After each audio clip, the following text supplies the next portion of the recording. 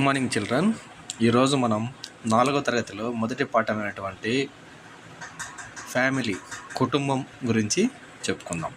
ఈ పాఠంలో మనము కుటుంబంలోని సభ్యుల మధ్య ఉండే సంబంధాలను అవగాహన చేసుకుంటాం. కుటుంబంలో జరిగే మార్పుల గురించి తెలుసుకుంటాం.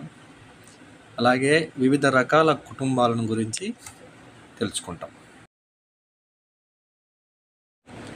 ఈ ఫోటో గమనించండి. దీపిక వేసవి సెలవుల్లో వాళ్ళ తాతయ్య గారింటికి వెళ్ళింది. అక్కడ ఆమె ఒక పాత ఫోటోను చూసింది. అది వారి కుటుంబ సభ్యులకు సంబంధించింది. దీపిక ఆ ఫోటోలోని వ్యక్తుల గురించి తెలుసుకోవాలని అనుకుంది. వెంటనే వాళ్ళ తాతయ్యని పిలిచి కుటుంబ సభ్యుల గురించి తెలుసుకుంది. మీరు కూడా మీ ఇంటిలోని పాత ఫోటోలను చూసి ఆ కుటుంబ సభ్యులు మీకేమవుతారో తెలుసుకోండి. వంశవృక్షం గురించి తెలుసుకుందాం.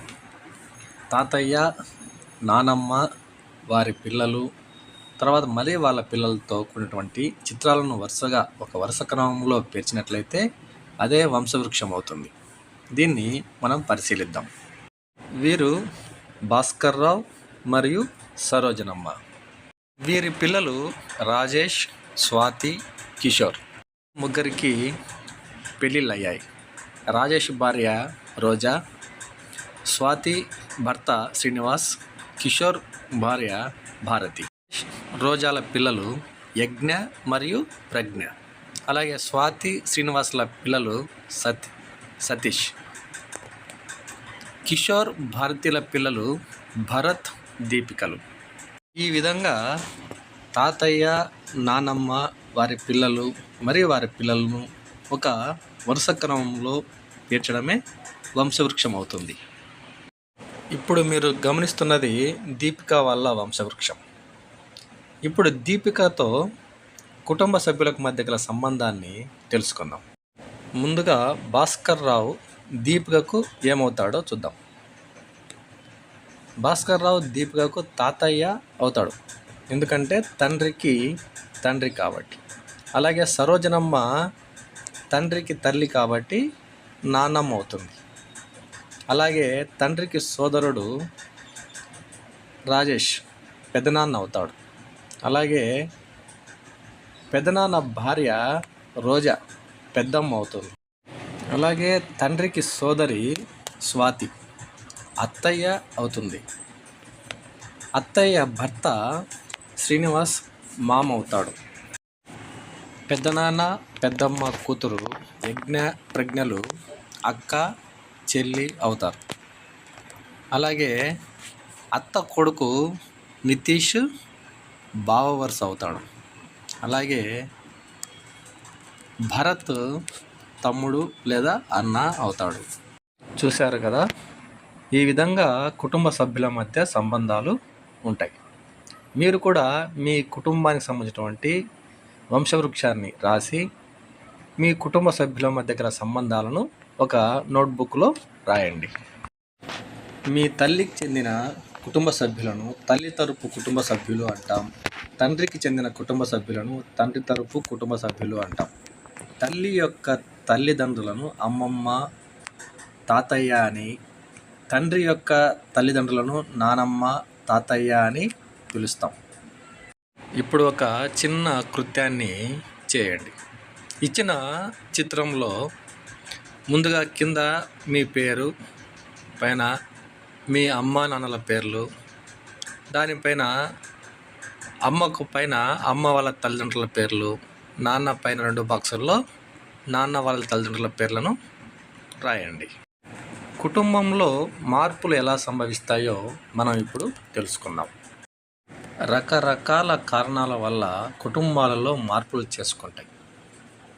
అవి ఏంటంటే వివాహం వల్ల, జననం వల్ల, అంటే ఇంట్లో ఎవరన్నా పిల్లలు పుట్టడం వల్ల, వేరే ఊరికి బదిలీ కావడం వల్ల, వ్యాపారం, చదువు, కుటుంబంలో ముఖ్యమైన వ్యక్తుల మరణం వంటి కారణాల వల్ల కుటుంబాలలో మార్పులు చేసుకుంటూ ఉంటాయి. ఇప్పుడు మనం వివాహం వల్ల అనిల్ వాళ్ళ ఇంట్లో ఏ మార్పులు జరిగాయో గమనిద్దాం. అనిల్ వాళ్ళ బాబాయికి గత నెలలో వివాహం జరిగింది.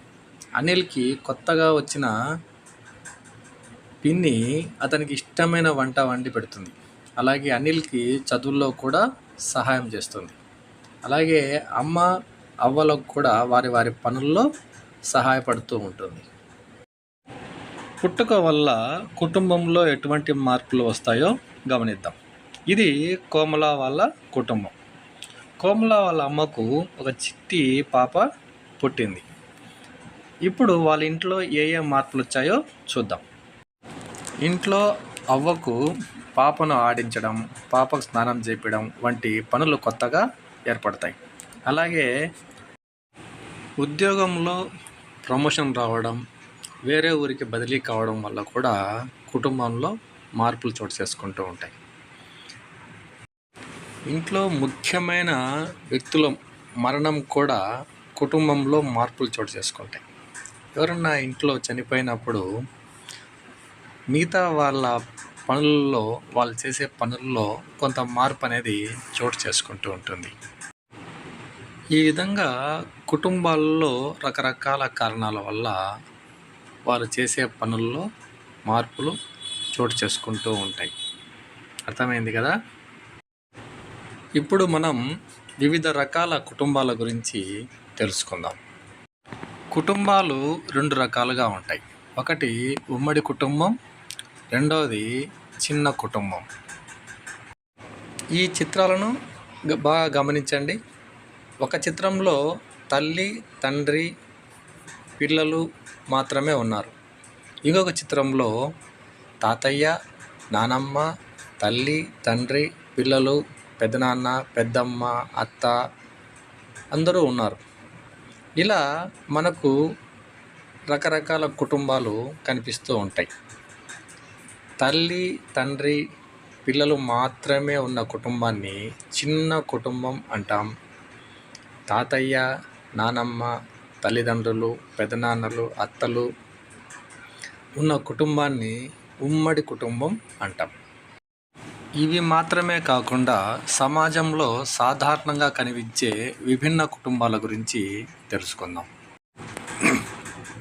ఇది జాన్ వాళ్ళ కుటుంబం. వాళ్ళ నాన్నగారు ఒక ప్రమాదంలో చనిపోయారు.